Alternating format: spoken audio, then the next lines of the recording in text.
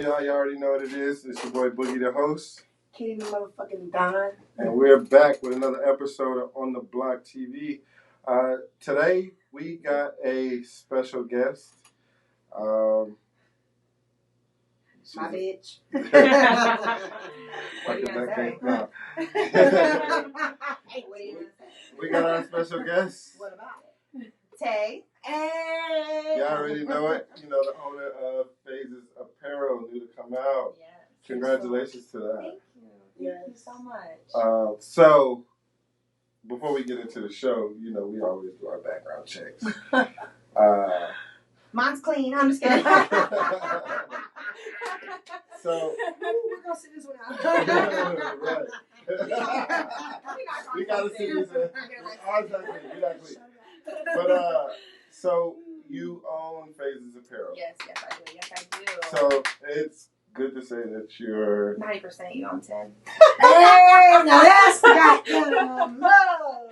She ain't had to say that. She's trying to show love. Man. Like Dirk. I'm just Who's India? You Is it me? me. But he loves her. Right. So check this out, right? So you own Phases Apparel. PHAZES. PHAZZS. No. Get that One shit Z. right. It's 1 Z. Was it? PHAZES. Yes. Okay, perfect. All right. So, it's safe to say that your interest is in fashion. Yes. Right now I'm starting off with women's clothing. Phases Apparel. The name came from basically all the phases that women go through in life. We do go through a lot of phases. From Shout out to childbirth, from becoming a young woman to becoming a full, grown woman, so you could say, having babies.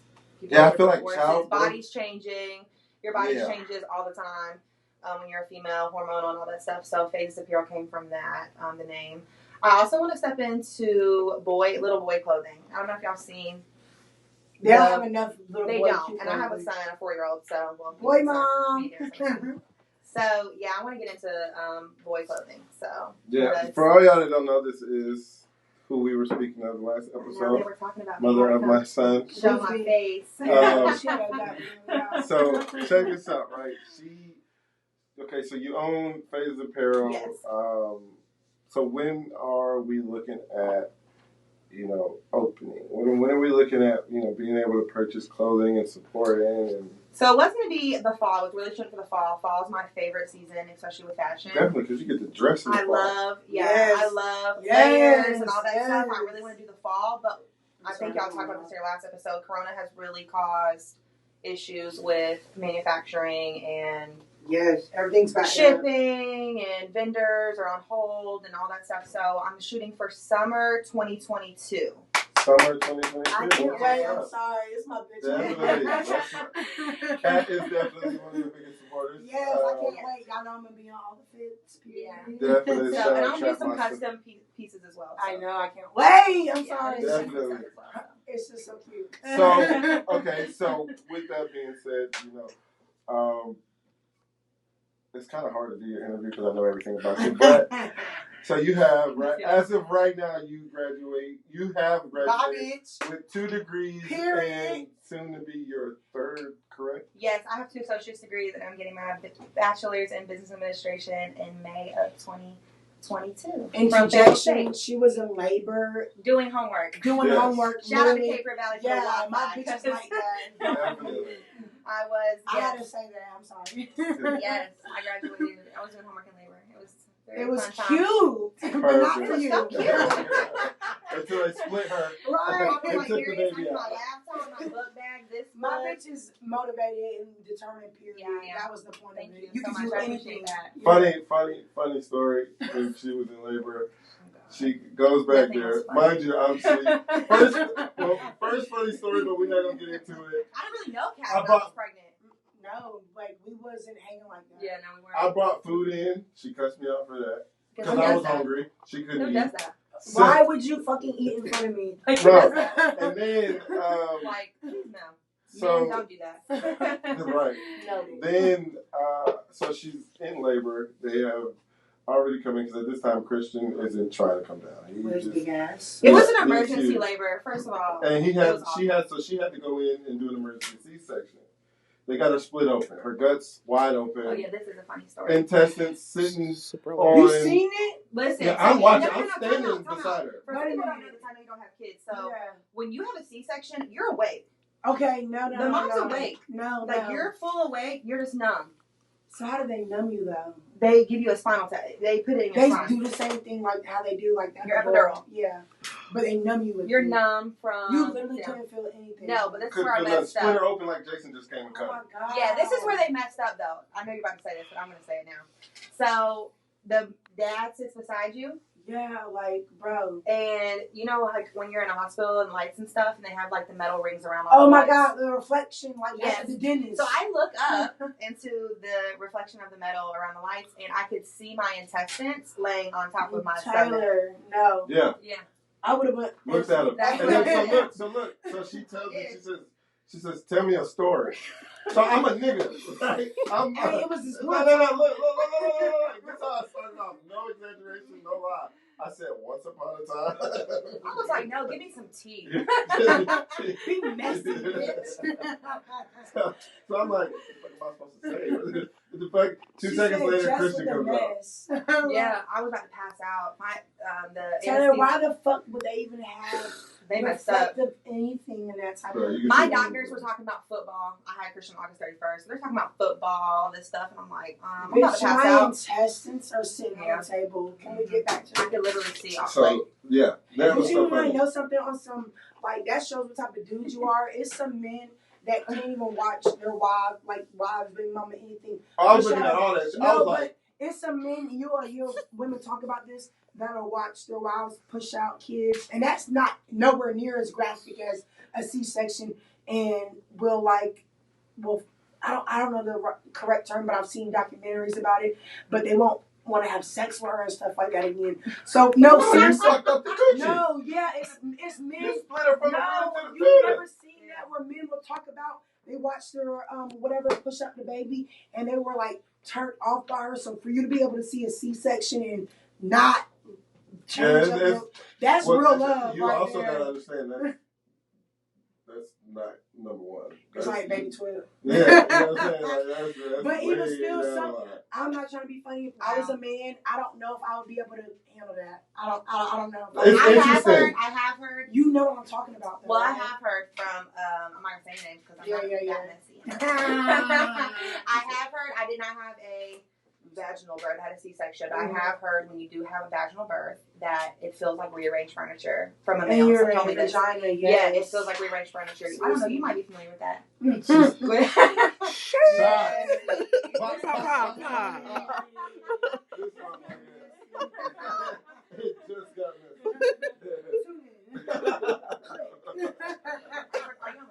Yes, both we're of us. all out. That's not fair. Y'all didn't do that every other time.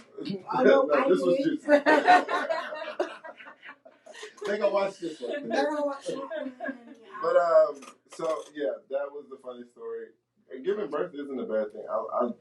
It's fascinating to me because I'm a male, and I think nothing out of that. It was so fascinating that I don't want to do it again. Oh my god, I'm scared. I really don't. Mind you, you're in the hospital at the same time Chop's in the hospital, ain't she? I don't think so. Oh, that was before you went to the hospital. First of all, they did my dude so dirty. Yeah, my homeboy Chop. I had a flip on he had Crohn's disease, and they just won't. Are you serious? They were being so disrespectful. My man's really in pain. My daughter's really no Chop like that. Don't ever go to Cape Valley if you have anything serious. That's Killville Valley. Yeah, Killville. Death Valley. Death Valley, yeah. Don't ever go there. I had a nurse tell me, again, I don't know her name. Please don't sue me. It's okay. So I had a nurse tell me one time from Cape Fear Valley, I was at Cape Fear Emergency Room. She told me I was pregnant with Christian. I went to the emergency room. I'm sorry. It's a story about when I was pregnant. I went to, what's that place downtown? Hospital. No, not the hospital, the food place. Me and Quentin went. Turkey shop? The buffet. Oh, Sandpiper. No. Grandson. No. Fuller's. Okay. So I had some like chicken and dumplings. We named 4 different. Sorry, y'all. I don't know the name. I ate some chicken dumplings, and I thought I had a chicken bone stuck in my neck. True story. Okay, she's so dramatic. No, I really don't. I went to the emergency room. I was at 6 hours. Are you serious? Yeah, I really thought I had a. I would have punched you in your back. No, it's crazy because the reason we even went to the Darius hospital didn't go with me, so I don't know why he's even lying like Christian that. is because I didn't believe she was in pain like that. You know, my as mom we from the said the hood, same thing. your mama don't play that. My mom did the same thing. She's like, why are you crying? Your contractions aren't even that bad. I can't. Mind you, she has a bad gallbladder and she's having contractions. I forget about. So me, gallbladder? What? Like. You don't need that shit. Really, I didn't. I took it out. So I'm not understanding. So at this time, I'm like, bro, if we go here and ain't nothing wrong, be pissed. Okay. Oh, you already know how K3 is. We're gonna sit. Yeah, we sat. Mind you, I gotta go to work. So I'm pissed. Like, fuck it. And then we get there, she has to be admitted, and it's like, oh shit, something is What wrong. the fuck? Her gallbladder is the size of Christian's head. They didn't know that it was you know how big Christian is. They thought it was Christian's No head. fucking way. Yeah, it was 38 weeks, and they're like, she oh, your did tell me baby that. your baby is head up. You had that. You had your gallbladder removed while you was pregnant. Yeah. No, I had Christian on August 31st. That's why she ended up having it. Yeah, I had my gallbladder taken out. Oh my god. Yeah. It was awful. Speaking of chop, what's going on, big dog? Chop? Yeah. Anyway. Yeah, back to what I was saying about Cape Fear Valley. I had a nurse tell me when I was at the hospital that time that when I go into labor, if I could try my hardest to go to Raleigh, to the hospital in Raleigh, that I needed to do that. Are you serious? Yeah, because she didn't trust Cape Fear Valley. And she That's worked there. crazy. It's sad because. But my labor team was awesome. I love my nurses. They were very great. So. Yeah, they made everything smooth for me. I was able to go to work, come back, go to work, come back. Yeah. Like, I had a big room. Oh, it's pre-corona, so like very much pre-corona. Yeah, so shout out to the moms though that did have babies during corona. And that's really tough. I can't imagine. You want to know something? Seriously. If you came in the hospital, you had to stay there the whole time, and if you left, you couldn't come back in. Like, so whoever your person was, you only was allowed one person. Yeah, you damn near had to have a baby by yourself. Yeah, like, and if you left, that was it. You couldn't come back. That's really sad. Shout out to the moms for real. So so let's get into it. We're doing phases of apparel. Anything else? We're graduating soon. Yeah. So finally. Anything else in the horizon? No. Health, wealth, and happiness, baby. A new baby, girl. Absolutely not. A new house, a new car. Yeah. I do want a new house. I want to buy a house. I do want a new car. I mean, I just feel like you always want, something. So yeah. But you want to know something? The key to success is not being satisfied. Like to always want more. Is that really the key to success? No, but I feel like you're supposed to always strive for more because when you're comfortable where you're at, you're never going to push for more. Yeah, you're not going to upgrade. You're never going to keep. Okay, that is my big motto though. I never want to step back. I always tell you that. I'm about to say I talk to you a lot, and it's no shade or nothing like that. But you're supposed to always want more, and that's one thing I do love about you. You always strive for. She could have $1 million fucking dollars in her pocket, and she's still trying to figure out a way to make money. Like always. That's what I love about her because she don't stop. No, she don't give up. No. She can have $1 million. She ain't gonna spend two. What? I'm tired of that. She's gonna have that. I be in my bag, but I be in yours too. That's the truth. This motherfucker. Fucking cheapest rich but that's how you know. Stay rich. I told them that all the time. That's how the richer stay rich and the broke go broke. Oh, fuck, I'm gonna get rich. You take it from me, damn it. She said that's how I'm gonna get rich. You're missing what I'm saying. So, okay. So, now we're speaking about kids. What? I'm just kidding. We talk about Christian. But, so, what is it like as a Caucasian mom raising a mixed child? I think that he's mine when we go out. Okay. So we lived in Fayetteville until 2020. So now it's 2021. So we've only been gone for like a year and a half. I will say this: when we had Christian in Fayetteville is very diverse. Mm-hmm. I know some people never believe anywhere about Fayetteville. Yeah. Right. Fayetteville is very diverse for the military. Everybody is different. Ethnicities here and stuff like that. Mm-hmm. When we moved to Kentucky, there is some, biracial children, but it's just a different, it's just different. Like, there's not really a diverse, it's not diverse where we live now. Oh yeah, that sucks. So I'm really protective of my kid, especially with teachers and things like that. Does he go to a predominantly white, black? No, it's not. diverse. It's a well, diverse I'm happy for that. I'm very. That's something I look at. Okay, yeah, because it matters. Yeah, it does matter. It matters. Because that matters to me. So, and like people think that black people can't be racist towards black people and white people. Well, you're biracial. Do people know that? Yeah, people think sometimes they think I'm just like a light skinned black person, and I have no problem with that. But when you're a mixed person, and a lot of times people can tell when you're mixed or not. Like, black people can be like, "No, bitch, you got something in you," and white people definitely be like, "Bitch, ain't no motherfucker." You know what I'm saying? So.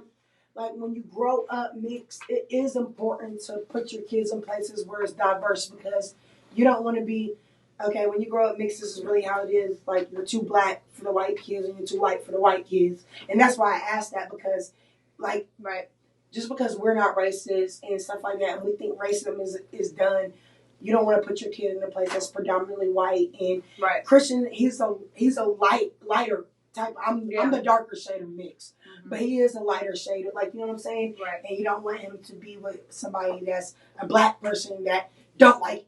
It is black people out here that do not like interracial shit. Like they don't like white people getting with black people. Like it's people like that, and there's white people that do not like. Like, you know what I'm saying? So you have to be careful with either side. I think a lot of times when we think about racism, we automatically go to white people being racist. But you can be racist in any race. Like, you know what I'm saying? Asians don't like anybody. There's no shade, no tea. But, like, they stick to their kind. And I'm not mad at them for that. But, like, it's black people out here and growing up, especially when you grow up in the hood, like, they don't like the fact that it's not they don't like, but they're not used to it. So it's a taboo to them when you're mixed. And you gotta, and I'm like the weird type of mix. Most mixed people have a white mom, black dad. I have a white dad, black mom. So, like, you know what I'm saying? Mm-hmm. It's weird when you in the hood and your white daddy pull up and they're like, okay, this your daddy, bitch. Like, you know what I'm saying? Like, they're not, most mixed people, and this is like, I would say it's like 80-20. Most mixed people are white mom, black dad. So automatically, when you pull up in the hood, it's another black man. Like, you know what I'm saying? I'm going to respect that because that's another black man. Yeah, like, you know what I'm saying? You pull up in the hood and it's your white ass daddy. My dad, he had to show his ass because y'all ain't going to take him serious. Y'all going to be like, white boy, stop fucking playing. Like, you know what I'm saying? So how was it for you growing up being biracial? I had to. What are some obstacles that you faced? You felt like maybe I should say it like that. I'll put it like a lot of times when I was younger, I didn't feel like I fit in a lot of places. Did you deal with that angry black woman mentality from kids? I don't like that. No, I did. No, seriously though, like. I don't like that. No, and I don't want to seem like that. Because what the fuck? That's what it is. No, seriously, like, and it would be from black girls and black boys and white girls. Like, bruh, like, when you're mixed, it's just something to pick on when you're younger. Like, it's just something for people to be, like, funny towards you about, like. I remember growing up in school and people called each other mutts. Like, you know, and that doesn't hurt your feelings. For me. It doesn't hurt your feelings now, but back in the day, that would really hurt my feelings because it's like, if somebody you don't know who to identify with. Yeah. It's like, okay, well, and like I said, I am a darker, I have, like, my black genes are very strong in me compared to other mixed people. Because if you really think about it, a mutt is a dog nobody really wants. And nobody wants. So, like, I don't like that. Right, and it would not just be white people, it would be black people too. Like, so it's hard. You don't know where to identify at with that. Like, and I feel like that the barrier breaks based on how you articulate your words. Yeah, I feel like if you speak ebonically, no matter if you're white skin tone or dark skin tone as a mixed child, black people will accept you. But if you speak articulately, it don't matter if you're all the way black. Yeah. Black people discredit you, and white people are like, we don't know if we want you. You want to know something? It depends on where you at though, because in the hood they discredit you, but if you go to the suburbs where other educated black people, they embrace you because they see that you're like, you know what I'm saying? Well, yeah. You're trying to break stereotypes. But when you go to the hood and you're somebody that speaks with punctuation and you have big words and stuff, they feel like you're trying to be funny towards them, like you're trying to call them stupid and stuff like that. Yeah. And you're like, this is literally just how I talk. And like I can't say for my own self, growing up in the hood, I didn't grow up in the suburbs, so I don't know that life. But I grew up in the hood, and when you grow up in the hood, I had to make myself a certain type of ratchet so I wouldn't get picked on. And I self-reflect a lot about myself. And I had to make myself a tough person because you can't grow up in the hood and have a white daddy and be half white. And, like, you know what I'm saying? You have to make yourself look the image that what's around you. Yeah, and it's noticeably one of those things where, like, for me, growing up, me and my oldest brother had the same mom, same dad. Mm-hmm. You know, we're both brown skin, dark skin. Yeah. We also have we have 4 other siblings, but one of them we share the same mom, so he was dark like us. Oh, okay. The other 3 were mixed. They had white in them. Yeah. And they're whiter. Right. Yeah. So for for my baby brother, God rest his soul, it was one of those things where when he played football, like I was saying earlier, when he played football, everybody loved him. Yeah. All shades, all colors. You know why? Because white people hear their hero because they know they can make money potentially. But when he messed up, oh, you're nothing. They threw the book at him. Yeah. And when his life was in jeopardy, it didn't matter. Because you know why? People love you for the image of what they love. People don't love you outside of what they like you for. Right. Is what I'm saying. So for me, like with Christian, for me, one of my most important things is to let him know and always teach him, you're black. But y'all know what? Y'all household is so diverse. And I feel like y'all show him both sides. Like, I don't feel like you water down your black side at all. And I don't feel like Taylor would never want to. No, but your post is show your kids, this is literally who I am. So, like, you know what I'm saying? Right. You are white and you are black and you are, like, it's completely different. He's not old enough now. But when holidays come, your white side is going to be so different from your black side. Yeah. And you have to learn how to embrace and love it all because that's what makes you. For me, I think about it from the standpoint of, let's say my son, you know, he loves training. Mm-hmm. He loves training. He's a big boy. Generally, you think growing up he played football, which I'm hoping, you know. Right. But internally, as his dad, I think about, like, you know, him growing up and getting to the point where he's like, I want to go to school, I like trains, I want to be something else other than, let's say he's not a sports player. Right. I have to teach him. Right, that is okay, but I have to also teach him that when you're driving, you're driving black. Yes. When you're out at night, you're black. out at night black. In some place, you know what's crazy though? I don't remember who it was. Somebody in my family was like, no, you don't have to teach. Yes, I do. Oh, yeah, I remember we talked about that. And Taylor was so adamant about it. I was so adamant about, like, no, she was like, no, I have to teach you. Because you don't have the same hair I have, but at the same time. When a white person looks at you, they know you're black. Exactly. And and Christian tans, like, really well. You're black to white. It doesn't matter, like, even we were talking about my cousin Mercedes earlier. When white people find out you even have that little bit of black in you, you're black to them. Yes, you are forever black. And can I say something also? How many times have we seen interracial couples where one of the races completely water down and wash out who their race is to fit into that race? Like, it doesn't matter if it's like a black man with a white woman. He completely turns opposite. Or a white woman with a black man and she's so ratchet. Like, you know what I'm saying? So I love the fact that I love y'all because y'all true to y'all. Y'all don't have to, like, Taylor's not trying to act ratchet as hell. You're not trying to act like a white, like, you know what I'm saying? Y'all are true to y'all and y'all show y'all kid it's okay to be, like, this is what you come from. Right. Because that for me, it's. But how many times have we seen it, though? Exactly. And that's just like for me, that's important to me because, like I was telling you earlier, Mississippi only got rid of slavery 7 years ago. Are you serious? You can Google it. This only 7 years ago. Are you dead ass? Was slavery illegal up to 7 years ago? You could own a fucking slave. 7 years ago, you could own a slave in Mississippi. Oh no, that's a problem. You can fact check that, look that up, Google it. That is a thing. 7 years ago in Mississippi, you could own a slave.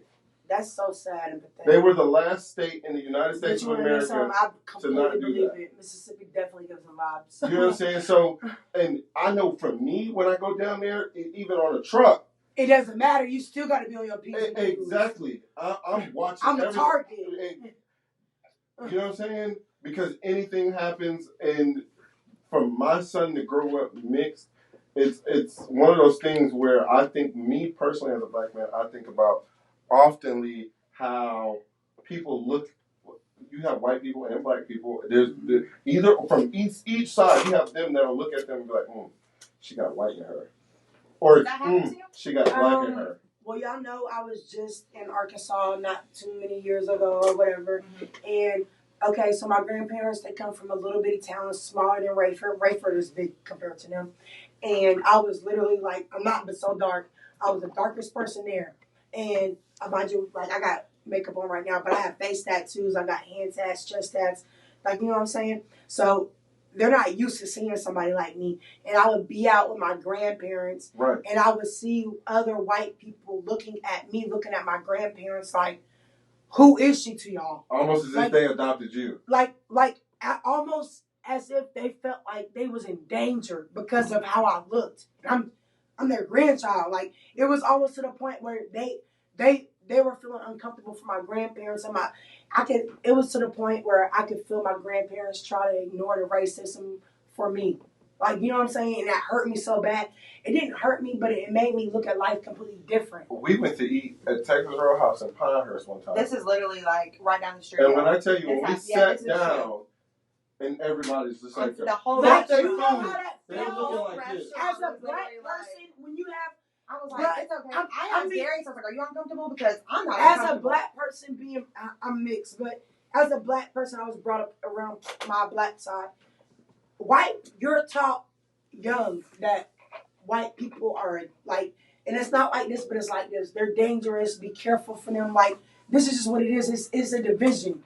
So when you go into some place as a black person and you're the only black person around a whole bunch of white people and they don't welcome you, it's automatically, you feel like, I don't know what's going to happen to me. But see, the crazy part that made me ignorant to the fact of that, and it's crazy because my mom, when we first were growing up, when we first moved here, I was going to an elementary school where I was supposed to go to Westover.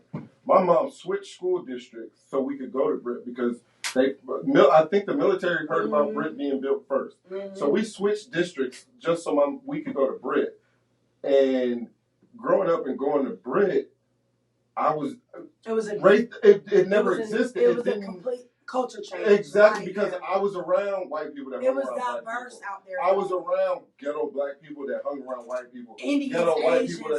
Hispanics, Growing up and seeing the world and experiencing racism didn't hit me until after high school. And I was a grown woman the first time I ever experienced racism with my grandparents.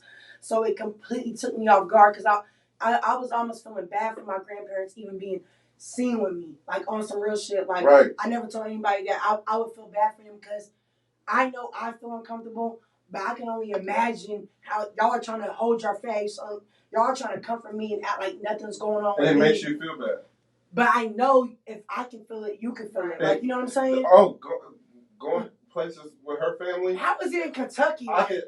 Well, where we live in Kentucky, like in Lexington, is diverse. Like, it's very artistic. There's just like UK's there, University of Kentucky. So I'm not gonna lie, you get those looks. You get people that look at it, and you get people that look at you. I mean, sometimes we get looks on favor. Like, you can't sit there and say that. Right, but it's. You think?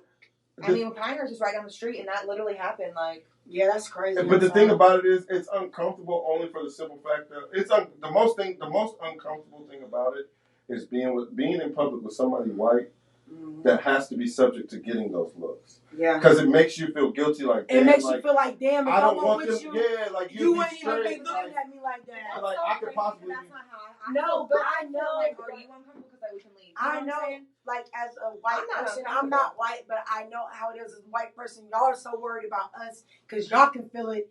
But as a black person, we're worried about you. We're worried about the possibilities that can happen. And anything, bro, you can. all you gotta do is be black and an officer police. And as a black male, as a black male, it's really a lot worse just for the simple fact of because as a black male, if you date a white woman, you have black women that get angry. Hate you because I never understood that. And I have been around, I have homegirls, and they will be mad when they hear about like a black man, especially if it's a black man that they think is fine or he got a lot of money and he's with a white woman, but somebody's preference is their preference. Mm-hmm. And not even trying to be funny, who somebody loves is who somebody loves. And I don't know if it's just because I am mixed sometimes. Sometimes I feel like, okay, since I'm mixed, that's like, it's just me feeling like, okay, that's why I understand. But it's black women that be like, and even black men. A black man see a fine-ass black bitch and she with a fucking white man, they're disgusted. I know your mom was talking about that. And not even trying to be funny, like, I've dealt with men like that. Like, okay, so with somebody I used to be with, he used to, and this really bothers me, he used to say to me, my kids are going to have a white grandparent and white great-grandparents. And, like, it kind of, it would offend me every time because that's something I can't change. Like, you know what I'm saying? Right. And you're trying to say because my family's white that they're not capable of being good people. But it was like a big deal to him. Like, we'd be sitting, like, out of nowhere and he'd be like, my kids are going to have a white granddad. He would literally be on the phone, people. I don't know how I feel about that. And it'll make me feel like, he was talking about this on the phone. Like, he would be talking to people, like, even his mom and stuff like that. And I'm like, bro, that's my parents. My parents just, like, that. Could you imagine, though, if I was and this is just, what if I was a white woman and I was like, my fucking my kids are going to have a black grandparent. And that's what a lot of black people don't do. They say stuff, but if it was the other way around, how would you feel about that same shit that you said? That's a big like, thing. They feel like black people feel like you can't be racist, but you very much can. Yeah. Like, it's hurtful when you say stuff like that. And my dad is like I said, my dad is a great man to me. He has his problems. Everybody does. Shout out, Big Steve. Yeah, like Steve gonna come through. Anybody know my dad? No, he gonna come through, man. Yeah. Period. So it's not like my dad's like a deadbeat nigga. So like when he would say stuff like that, I'm like, dang, like that's it made my relationship like feel awkward because in the back of my mind, you looking at me like you know what he used to tell me? He used to be like, you got that's that white devil blood in you. My biggest Oh God. Yeah. No, seriously. He would say that's that white evil devil blood in you. And I'm like, are you kidding me? You know I'm not lying. You've heard that before. My biggest fear, because my family is gonna love no matter what they come from. My family started in the South, my great grandparents ran from the South and migrated up north. So all my family grew up around white people. Every male in my family dates a white girl. Yeah. So my biggest fear is being somewhere with her family or around her family, and one of their friends, somebody they know that for a long time, say something out of pocket to them. Because it's not me that they're going to offend. I know how I'm going to handle myself. But I don't want nobody to ever offend you. Yes. And make you feel like... It's almost a burden because I have to worry about my feelings, but I'm more protective over... I don't want you feeling like an outcast with your own race type shit. Exactly. Like, I don't want your race to make you seem like you're an outcast because you love me. Because I know how to handle it. Yeah, we good. Bitch, that's not a mud. What you want to do? I know how to handle that. You feel me? You know what I'm saying? But it is, as a black person, and you can tell when white people are being racist towards you and you're with another white person that loves you, genuinely loves you. Right. And you're like, dang, you got to go through this. Like, it's not even just me. It's like, you got to go through this, and you don't even have to if you don't want to. When we first got together, we were together. I just want to say, by the way, my family loves Darius. Oh, no. Her family's obsessed with Darius. Yeah. They coming on every post. Listen, we were together for, 2 years before I ever went to Kentucky? Yeah, but that wasn't, because, I cared, obviously. No, we were together for... No, I cared. Oh, see, there you go. But in the black person, this is as you don't bring home somebody you're dating for 6 months. As a black person in your mind, I don't know how you're. That's something you think about, like, okay, how's your family gonna react? How are they gonna look at me? How are they gonna react to me? Like, it's different when you have a fun relationship with somebody, but that face to face every day, how are they gonna truly embrace me? And I'll never forget this. And not try to be funny, the news depicts black men as monsters. Yeah. So as a white person, if you've never been raised around black people, I can't blame you. I can say you're ignorant for not seeking knowledge, but I can't be mad at you because that's all the media depicts black men. So it's hard to like. The thing that made me feel better, it's Christmas time. We're at PF Chains. Oh, shit. Y'all can't see us enough. My stepmom just messaged me and said, I miss you all. The whole family is having a dinner. And mind you, I think this is my first time meeting out of this whole ordeal. Because that morning, she has a whole freaking itinerary. Like, she has, you got to wake up here at this time, go here at this time, be here at this time. Like, it goes down. Oh, yeah, Christmas is kind of like. So her Uncle David, shout out to Uncle David, love him to death. That's my dog. He says, Pops. Pops. He says, don't you ever hide another boyfriend because. But it wasn't like I was hiding you. Like, it wasn't. It was more so me. You always posted him. It's not even about that. It was about the fact it doesn't matter like who it was. I'm not going to bring somebody home for Christmas. And we just started dating. Like, it doesn't matter. I'm big on that. Yeah. Like, I'm not going to do that. Like, right, but I'm not going to lie. Me personally, in my mind, I didn't want to go yet. That whole time, I didn't want to go yet. Because I didn't know how that reaction was. You know what I'm saying? Like, me being black, you prepare yourself for that reaction. Right. Yeah, you already, mentally, I'm already in my mind, I'm having to protect her feelings in case something goes left. Yes. So for me, I wasn't pressing the issue with going. Uh-huh. You know what I'm saying? So I just was like, we went. And I'll never forget, he made me feel welcome. Like, he was like, nah, and you'll never forget nothing like that. Like, you know what I'm saying? Exactly. Like, and for that showed me a different side of the world. That made me come back to what I grew up through in high school. You know what I'm saying? It brought you back to a place. I'm comfortable around Jack Britt is so diverse, though. Like, it's very... Shout out to Jack Britt. That was the dopest school in the world. Football games used to be lit as fuck, too. Right. Nobody ever talk about them. So, on a side note, though, now that I know we're talking about that. Yada. Have y'all watched Dave Chappelle stand up? Okay. The closer. Okay. Tell her you answer because I got something to say. Have you watched? I haven't watched the whole thing now. I haven't watched the whole thing, but nothing Dave Chappelle. Okay. Cancel culture is really fucking out of control. We're talking, first, before you go, because we don't want to like cancel up. She's talking about cancel culture. She ain't talking about the LGBTQ community. No, I'm talking about cancel culture. Like, people these days, nobody would be famous back in the day if cancel culture was around back then. Yeah. Like, it would be no comedians if it was a cancel culture back then because Bill Cosby been up out of there. Sneeze wrong and it'd be like, you're canceled. Yeah. So, like, people have to... Okay, part of being a comedian is you say stuff that people are afraid to say, and that's why it's funny because you're the person that's not afraid to say it. Uh-huh. Like, so he said that. He says that on the show. Yes, I swear to God, he says that on the show. He said what he said was right. The baby could kill somebody in front of y'all, and y'all wasn't studying him. And now because he said a malfunction, and because the baby, are you doing this?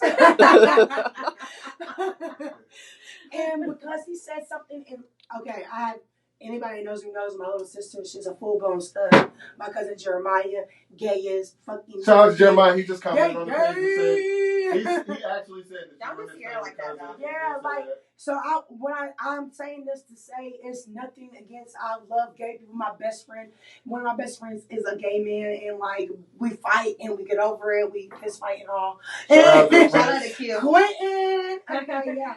And so it's nothing against this, but the gay community has they're like, they feel like you're so privileged. It's like they have a difference.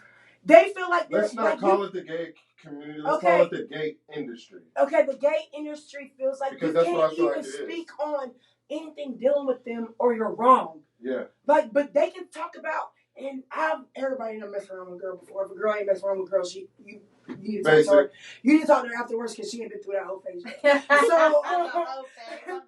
So like, my thing is like, it's nothing against this, but you can't even say like to a gay man, I don't even like your hair without being like canceled these days or ridiculed. Like, people are entitled to their own opinions, and I do understand gay people. They really did have to fight a long time for their rights, and it was a great fight, and they really did have to put in. It was gay people that was, like, especially trans people. Let me stop you there real quick. That were put through a lot of bullshit. Let's educate, right? Because we know they're taking Black history out of schools slowly but surely. I can't believe it. Yeah, no, Johnson County voted to take that shit out of the books. Yes, but we ain't even gonna get on that yet. We're not even gonna get on the thing. Let's just talk about the fact of back then, as a Black person, as a Black human being, what it was like being gay. They couldn't be gay. I bet it was. They were stoned. They were hanged. They were drugged. They were beaten. Not even trying to be funny, because in most Black households, even still to this day, you can't, especially as a woman is one thing, but as a man, it is hard to come out as a gay Black man to your family because so many Black people, I ain't raised no sissy, I ain't raised no punk, and that's so sad. So let's go here. Let's go here again, because I just had this conversation with somebody else. Now, again, I'm speaking directly to the LGBTQ community when I say this. A lot of what y'all problem is has nothing to do with the person who has said it. That has something. It has everything. I agree, to do. though. No, it's deeper roots. It has everything to do with America, because America has painted every picture of a gay person. Because let's just say this: AIDS, for time, AIDS, HIV. We're not even going to say AIDS. AIDS. No, listen. My aunt Angela died of AIDS as a straight woman. So let me ask you a question. As a straight woman. What is the rumor of how AIDS came about? They try to say monkeys infected it by Black people. This y'all know like the rumor that Black people brought it here supposedly. It's a rumor that it was brought here by a gay couple, right? So that goes to show. Let's just say this, right? And I don't know anybody who's screwing monkeys, so let's just say it's I've never seen off two human beings, right? So if a male and a male have sex, let's just say hypothetically speaking, we're going to use our adult minds. Their booty hold a dick. Okay? You mean to tell me every male in America got AIDS in their asshole? But that's my thing. That would be, if it was literally brought by two men, that means every gay man would have AIDS. That makes no sense. It makes no sense. It makes. Let me tell you something. I truly believe that people, and I'm gonna be honest right now. I think the Black community they injected that shit into Black people because let me tell you something. Black people are strong. Black people are just strong as a human. All right, so that's how you keep. That's population control. Right, and let me correct. She meant to say white people injected that. Oh yeah, I'm sorry. I'm kind of number one. Number two. Let me show you how that theory might be correct, because let's just go back to, it's a movie called Mrs. Evans Boys. Yeah, like super clean. It's called Mrs. Yeah, right. Don't do the balls up under the It's a movie called Mrs. Evans Boys, and it talks about the Tuskegee, the whole Tuskegee thing, where they injected syphilis into Black boys. Mm-hmm. Go and watch that movie. If you don't believe anything I'm saying, just go watch it. I'm not going to go in on nothing else. Go watch that movie. It's called Mrs. Evans Boys. It's about boys who are injected with syphilis, one of which who died, the second one who only got cured because he chose to join the army. Are you serious? Yes. Oh, my God. Yes. I got to go see that. Are we talking about vaccines? Like, are you talking about, like... I believe vaccines and all, and I'm not trying to start. We ain't even gonna get on that. I'm about to say we can really they are injecting our kids with autism and stuff like that. I believe that. No, and it's been scientific. Yes, it's very serious. The kids aren't getting autism until they get their shots, and you have to be. And I'm not telling you not to get your kids shots, because of course but you can get them. Okay, so there's this thing that you can ask your doctors to do. So when you go get your kids vaccinated. when you go get your kids vaccinated, there is a couple of the shots that are basically put together. They're like they're combined into one. Mixed together. Yeah. So I don't even know exactly which ones they are. Yeah. Sorry, but it's basically been linked to cause autism. And this is serious when it comes to boys, especially. Right. So that brings me back to what I was just talking about. The government. Wait. The LGBT. Tell the alternative though, because people. So the alternative, you can. First of all, you're a parent, so I mean, when you're a parent and somebody's, I wouldn't say working for you, but doctors get paid when you come in. Okay, right. So technically, they're offering you a service. Yes. You can get your kids vaccinated. You can ask them to basically give those shots individually. They don't have to mix them together. And that's what's causing. So you can't do it the same day, but you can. You can come back in 2 weeks and get the dose given. Yes. And just do your research. You can look it up. There's a ton of there's a ton of articles and things about that. Helpful because I actually didn't do it. So some people don't know that. So I wanted us to be able to give information on right. But nonetheless,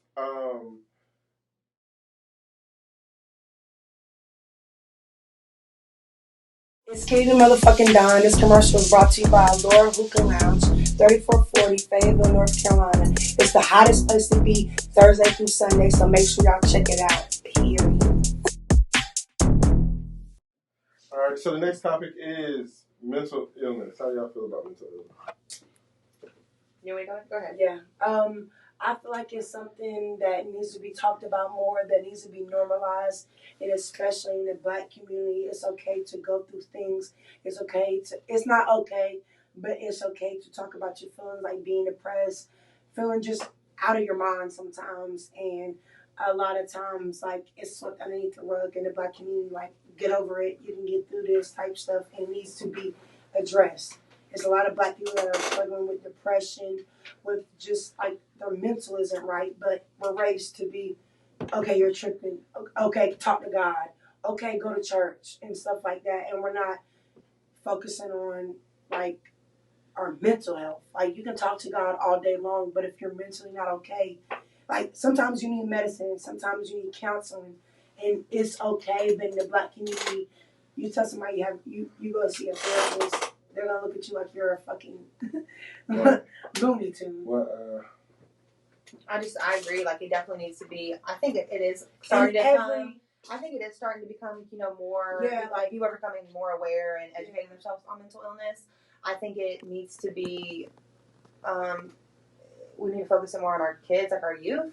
Definitely. I think that some youth and some young adults are maybe scared to talk about or go to counseling or go to therapy or seek help for things that they're going through. Because listen, I mean.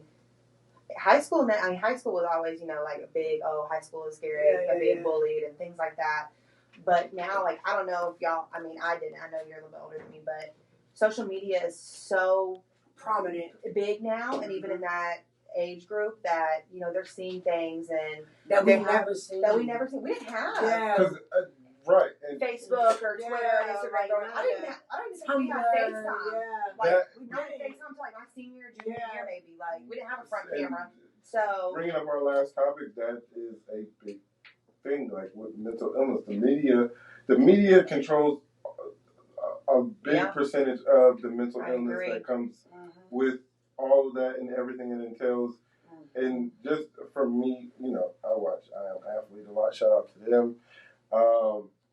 Mental illness within a Black man is high. Not saying that it's higher than more, but for me personally, as a Black man, or as a man in general, I'm not even gonna say a Black man. I'm just gonna say a man of any race.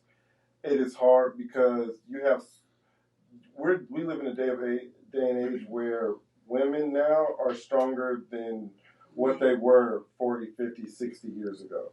So as a man, you often find yourself asking yourself, well, what else do I offer her besides hard dick and bubblegum? She worked hard. Yeah. She make her good money. How do you make somebody happy that buys themselves everything that they want in this world? And I think a lot of times too, like people don't self-care. They don't do things that they want to do. Like their whole focus is like, I mean, as a mom, you know, you're on the road a lot. You're on the road a lot, so like I don't have like per se a whole lot of time by myself. You know what I'm saying? And people need that. And I think so. Yeah, not even with moms. Anybody in general, like self care, like go do something for yourself. Go do something that makes you happy. That's kind of like missed out right now in our society. Even a lot of self medicating is going on in our society. Well, with mental illness, I know they have a mental illness, but they're self medicating with anything: drugs, alcohol. Anything, sex. I mean, it could be anything that you're self-medicating with to get rid of, you know, a mental block. I think that's where the difference between men and women comes. Well, not even the difference, but the upset difference of communication, just for the simple fact of when it comes to mental health. And with men, it's more or less we either think about it or we don't think about it. Whereas with women, generally, they think about that because, like you said, women who have kids go through postpartum. They go through all type of. That's even really. Females go through a lot of different depression, but as a man, it's like. I think postpartum, even like I'm kind of glad that you said that. Postpartum is so visioned as, oh, she doesn't want to take care of her baby. She wants to harm her baby. Yeah, postpartum. In the light that it should be. Yeah, postpartum is something. Most of the time, it's not. I want to harm my baby. It's not even nothing doing with the baby. Yeah, but as a man, it's really the mom herself. Your life is going completely changed. Yeah, your life is as a man, we watch that and we watch y'all get help. But as a man, it's like if I work all day, every day, and I come home. There's not a good percentage. There's less of a percentage of women who will actually listen to a man's feelings than there are a woman who will who downgrade that, who downplay how a man actually feels. So when it comes to raising a child or running a household, it's kind of hard because of the simple fact of you're going through what you go through, I go through what I go through, and it's like Will Smith and Jada Pinkett. If you go and watch a lot of their documentaries, a lot of their interviews, they find happiness for themselves before they find happiness. Yeah. They don't care about what the whole world thinks about them. They love each other for who they're more so as their theory is you gotta find happiness for yourself before I can make you happy. I think that's a great. I gotta make myself happy before I can. You have to. I mean, how can you make somebody else happy and you're not happy with yourself? You know what I'm saying? Really, like think about that logically. Like, how can you make another person happy? But the important, you're not happy with yourself. You can try, but it's gonna drive you crazy. One of the main things I think it's kind of fake. Yeah, honestly. But one of the things most important about mental health is checking on your peers. Absolutely. Ask like if you call this person your friend and you've never asked them how you feeling today, what's going through your mind, or what you're doing with your life, you ain't never cared about their mental health. I know me and Kat were always like, "Are you good?"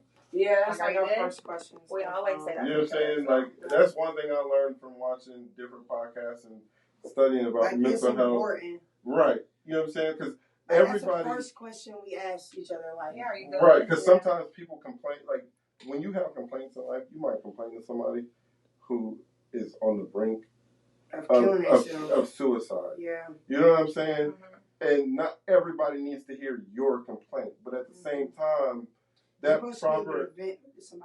I would much rather hear your problems than attend your funeral. I think that is such a big thing. Yeah. And I think more people need to be in touch with that. I think, like, and this is not like saying this like me, but I have struggled with my own mental issues, and sometimes you do feel like, okay, well, it's so much here that I don't even want to deal with this shit no more. You know what I'm saying? Yeah. Like, so, but my mom always told me, suicide is a very selfish thing because when you die, it's your friends have to deal with it, your family, like your lovers and stuff like that. But when you have so much going on, it's so hard to think about everybody else because you're like, bro, how do I get through this? Like even now, like I'm not suicidal, but I have so much going on. It's like, dang, how do I get through all? And like better days are coming because that's like part of life. Is better days come, but when you're in that moment, it's just so hard to be like, I see better days. Right. It's kind of hard to see the light at the end of the tunnel when all you see is pitch black where you're at your starting point. Right. Like, you know what I'm saying? So I think a lot of times you're embarrassed to even say, like, what you're going through, like mentally. Because who wants to be that person and be like, I hear what you're saying, it's kind of embarrassing, like, oh, I have this problem, I have this yeah, problem. like, and I have so many problems, and I'm the type of person, like, I can have 1,000 things going on, but I'm only going to tell you one thing because I don't want to be that person that has 1,000 things that's running to you. Like, you know what I'm saying? Right. Who wants to be that person and be like, I have so much stuff going on, I mentally am having a breakdown. And but because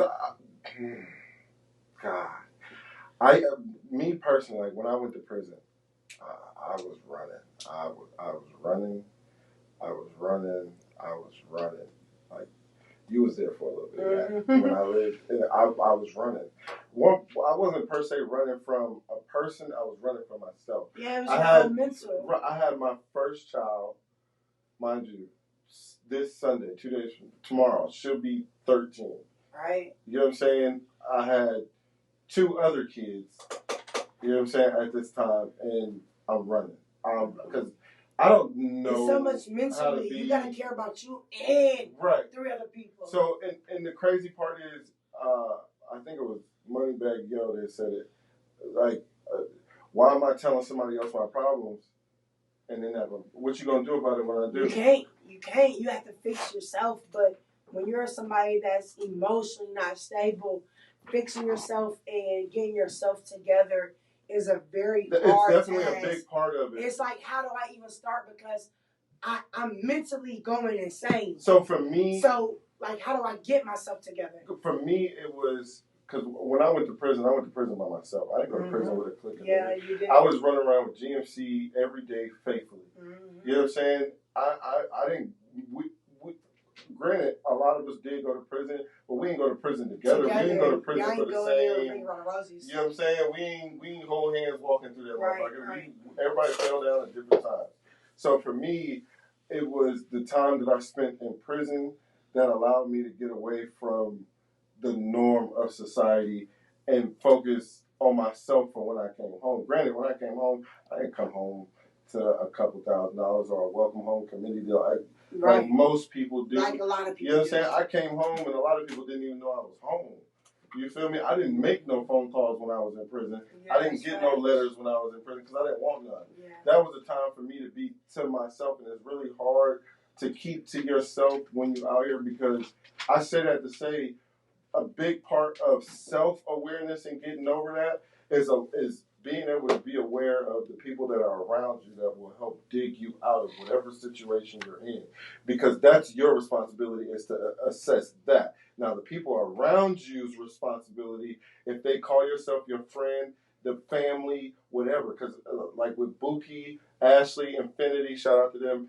If they're ever going through anything, I'm there. When I first met them, they lost their brother. God gave them another brother when I met them. Oh, yeah, you know what I'm saying? So, and to this day, they still go through it. From the month of August to the end of the year, they go through it. Because that is around the time everything happens and their lives change. Completely. So, for them, it was, for me, after going through prison, it was, I got to assess who's around me. Because the people that are around me, like you, truth be told, I've known you longer than Taylor, but truth be told, you're Taylor's friend. Yeah. But when it comes to me, you check on me. You ask me how I'm doing, what's going on in my life. But I care about, I'm somebody that y'all check on me, but I'm somebody not many people check on me. Like, even when it comes to, like, years being a young person with my parents, like, I'll be in the streets and they wouldn't even know where I was at type of thing. Like, my mom literally told my friend one time, I'll never forget, one of my friends stopped by my mom's house, and they was like, you know where Kat's at? And my mom was like, I don't know, I haven't talked to her. And it was like 7 months. I was 16 years old. 7 months, me and my mom didn't talk. So I'm really big on mentally seeing where somebody's at because I need that escape a lot of times. Like, I need somebody just to ask me, like, you know what I'm saying? Because I don't want to come out and tell you. So I appreciate when somebody, so I make it a point. Like, and some people, like my own girl Davana, she'll be like, why are you always asking me if I'm okay and da-da-da-da, because you're so used to not nobody checking on you, you don't even realize. that people are supposed to check on you. And I feel like that's I think that's very true. Like, you know what I'm saying? She'd be like, why are you always asking me, Kat, am I okay? But you're so used to people just talking without hearing you. Like, you know what I'm saying? And you can talk and you can have a speech, but your body language and your spirit be something totally else. Your actual message. You know what I'm saying? So a lot of times, like, and I know how it is to try to put up a front and put up a wall so you don't seem like a weak person or you're going through stuff, because really we live in a day and age of Instagram where everything is perfect. Yeah. So people don't feel comfortable living in their truth, and that's why, like how I said on the other episode about me going to jail, I want everybody to know I always live in my truth because I can help somebody one day. And we're so like brainwashed to make everything look perfect to us that we don't take time to actually reflect on how we really are. With that being said, one, I want to make a point to say, there was a person that was around us at one time, and he told me when I wasn't my best self, he said, Boogie, you gotta live in your truth, because if you live in your truth, there's nothing nobody can say about you or I've to already you. said it. Because you've already said it to yourself. And two, before we close this episode out, we're going to exercise in front of everybody what it means to have the perfect support system around you when it is pertaining to mental health. Right. So with that being said, I want to know mentally, where are you from a 1 to 10 financially, physically, and we're going to do financially, physically, and spiritually. Where are you 1 to 10? I'm probably like a 5. On everything? And that's just me rounding up. You know what I'm saying? I'm working on myself, but it's hard to work on yourself when you got so much stuff like just going on. Like, you know what I'm saying? I'm a 5 because I have siblings. I'm a 5 because I have a mama. I have people that I have to be strong for, but it's days like I literally want a mental break from everything. Like, seriously, these days I wish I could check out and be completely by myself and not talk to nobody because I just need to be there for myself, but I can't do that. So I say a 5 because I have to have a little bit of strength on me for people around me. Like, I can't go around my mom and my sisters crying because if I do that, then they fumble. So I have to keep myself, and I'm not even really a 5, but I have to be somewhat sane for people around me. Like, that's why I appreciate you and Taylor so much, because y'all are there for me. Like, I can call y'all and I can talk to y'all and y'all give me your honest opinion about anything I talk about. Like, you know what I'm saying? And y'all are just there to listen. Like, you know what I'm saying? Y'all are just there to be like genuine friends. And it's I'm gonna tell you that ain't gonna never change. And if we need to work on that 5, we're gonna definitely do that. And of course, like, you know what I'm saying? Like, I'm not always a 5, but it's just like, okay, I go to jail next week, so that's very heavy on my mental. And everybody's like, it's just a weekend, but if it was just a weekend, then you would do it. Like, you know what I'm saying? It's mentally, I have to, like, I'm going somewhere I've always, anytime I've been in jail, I've always been bonded out as soon as I went to jail. Like, I'm not used to sleeping in no goddamn cell. Like, you know what I'm saying? So I'm a 5 because I'm going through that, but I'm a 5 also because I know I have better days coming. Like, I've had worse days than this, and I've bounced back from. Like, I was on a run with police dogs behind me. And, you was just talking about that. Yeah, like, and had to come out my eye. I literally lost every piece of clothing, shoes, everything I had to my name from the police. Like, had to come up out of the shoes that I was wearing at the time because it was police dogs behind me. My shoes were a little bit too big. I couldn't run like that. Like, you know what I'm saying? I remember thinking that day my life was over, and I remember thinking, I don't even have a shirt to put on for tomorrow. But God brought me from that. So, like, you know what I'm saying? If I can get through that, I can get through anything. And I always remind myself that I can get through anything. But when you're going through stuff, it's hard sometimes to be like, okay, I'm fine. Because you're not fine. You're lying to yourself and saying you're fine. And you're just going through stuff. And that's why I say a 5, because I'm not all the way shitty, but I'm not all the way where I need to be. So I think a good point from this message is self-care. Right. Yeah, definitely. I would say I'm probably like a 7, 8. That's good. Mentally, physically, spiritually. I mean, I have to work on this weight, but no, you're great. No, really, I think I would be like. And what are you? Yeah, what are you? Be honest. I'm out here doing. No, it's okay. It's okay. Yeah, you're doing good. It's okay to say you're. Yeah. That's another thing that don't be scared. People have to work on. If somebody else is going through something, it's okay for you to be good in life, and you have to be around. No, people. Right? Yeah. No, you have to be around people that don't take offense to you being good in life, because that's people that care about you. Why would I be mad if you said that you were a 20? Like, you know what I'm saying? That's where you're at in life, and that's where I'm supposed to try to be. Like, right. You know what I'm saying? I ain't gonna, because nothing's perfect, so I'll say I'm the 9. That's great. Right, good for you. Yeah. Yes, that's where you're supposed to be. Yeah, absolutely. Yes. Physically, I'd probably give myself an 8.5. I can't stand you. Everything else, I'm about a 9. I could pay for whatever I want right now. Emotionally, I'm a 9 because, I mean... What do you have going on? My whole thing, even when arguing, it's like, my whole point of argument is communication. Did you communicate that effectively with me? Right. Did I get that point? Did I know what you were talking about? That's my whole thing. But physically, I could work on my weight. I could work on my health. Oh my God, y'all are so fucking anorexic because it's sickening. No, seriously, when you are big. I'm over 200. Like, seriously. Are you serious? Yeah, I'm like you wear your weight 225. good. You wear your weight good. No, I'm just tall. I gotta give that. Tall. They calling me short. So with that being said, we're definitely gonna close this out. I hope you guys enjoyed this. This is a real uncut version, baby. Shout out to the LGBTQ community. We appreciate you guys and we do support you guys in full. Shout out to mental health. We appreciate and support you guys. Can you drop the suicide awareness number? Yes, hotline. We will definitely. We're gonna click that link. Be dropping that. So. Absolutely.